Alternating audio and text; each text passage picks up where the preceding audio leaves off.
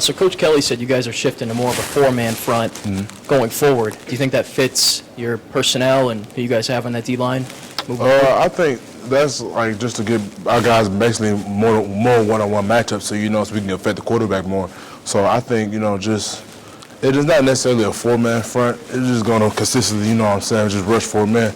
So like just to get our guys more in one-on-one, so we can create those highlight plays, like beat LSU, like the D-line that we know we can be.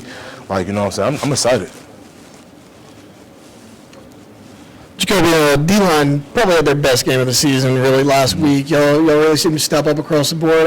What kind of impact has Pete Jenkins made so far in that D-line room? The most impact he's made, like he's tuning up the little things, but the thing he teaches us the most is like the first thing when he walked in is it's not about the destination, it's about the journey. So we've been homing in on each practice, trying to get better technique-wise, like just trying to be better. Like every time we go on the field and we came off, like just trying to be better. You know what I mean? So just trying to be better every day is like what he's really taught us. Like and that's really what it is. Missouri had a real good rushing attack coming into that game. You guys, by and large part, shut them down. What was the biggest difference from the Ole Miss game where they could get the run game going versus this one? I mean, sure, the D-line played better. I mean, that's really what it is. Like we know that we have to play at a high level, but not only does the D-line have to play at a high level, like the whole defense has to play at a high level. So like with the D-lines playing better, the whole defense plays better, we win games. So it's not that hard of a formula, to win games, because like the offense is going to go out there and do what they do. Like as long as the defense, if we do, we know we can do it week in and week out, no one's going to be able to mess with us, and I still believe that.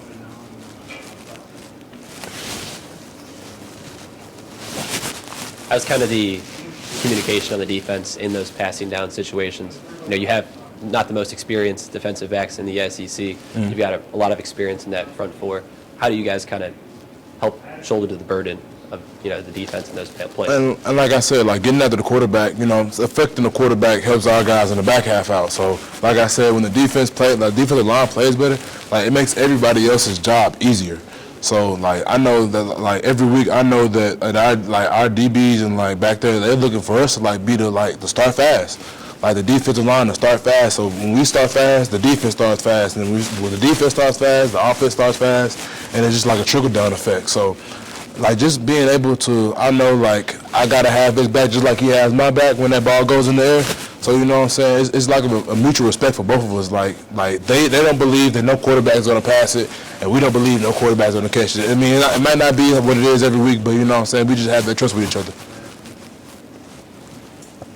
Yeah, you're facing Auburn this week. They got a pretty good O-line, but in practice you're facing LSU's O-line, LSU's offense. I mean, how does going against an offense this good every day in practice help you guys be better during game day? I mean, it definitely, like what I've been taught since the day I first came here, iron sharpens iron. So going against, Will and Charles and like the big three, like going against those guys in the middle, and even the tackles like Emery and Will and Garrett, I named the whole line, but just like going against those guys every day, like I know that definitely makes me better. Like I know without a doubt, because I know what they're doing while they're in game. They're giving it all they got. Also at practice, they're giving it all they got. So if you're giving me all I got right now in the game, like right now at practice, it's gonna make the game so much easier. So having practice being 10 times harder than the game is what you really want. So the game could just be second nature. So you've seen a couple dual threat quarterbacks already this year: Jordan Travis, KJ Jefferson. Peyton Thorne has kind of added a running element to his game this year, Auburn's quarterback. So what have you learned from maybe mistakes you made against those other two quarterbacks that you can use this week against Auburn's run attack? Just not, like I say, like the defensive line just, like even though we have to play good, just not doing too much, not trying to pop our gaps, trying to be do too much, like trusting our linebackers to fit their gaps, just how they trust us to fit our gaps. So just for us not to do too much, just be one defense and rush all together, rush together, because it takes four to get a sack, but but just for us to work together is what we really need. Kind of in that vein, what have you seen about Auburn from the tape about Peyton Thorne and the rest of their offense? I mean, both quarterbacks can run the ball, but the starting quarterback definitely has the better arm. But I mean, no matter like who's in, you know what I'm saying, we know that we got a home in and like both of them to run. So we just got to be ready. So that's really what we just preparing for, like, you know, day by day. We're just trying to, you know, just get ready for the game. You guys got a young guy in the middle of your defense now, Whit Weeks. What have you seen from him and how he's been able to adjust Bro, as the weeks have gone by? Whit's so cool. Like, I don't know, like Whit.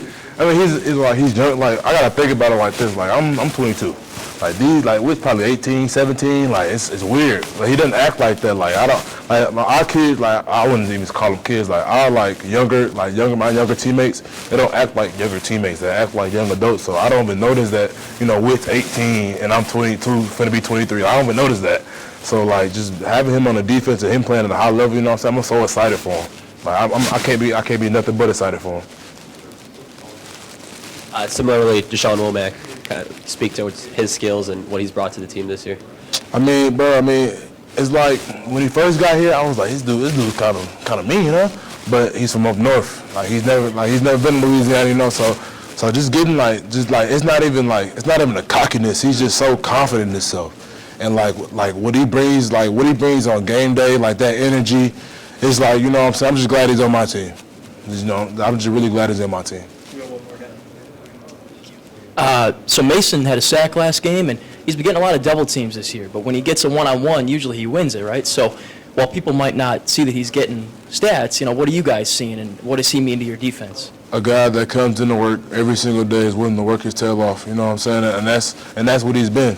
And that's what he's going to continue. Like, the whole defensive line is like that. But that's what he's going to continue to be. Like, it doesn't matter, like, if he's getting triple teamed or double. I've seen Mason get triple teamed with a cut block. So, I mean, like just know that he's out there fighting. You know what I'm saying? I can't be nothing but proud of him too.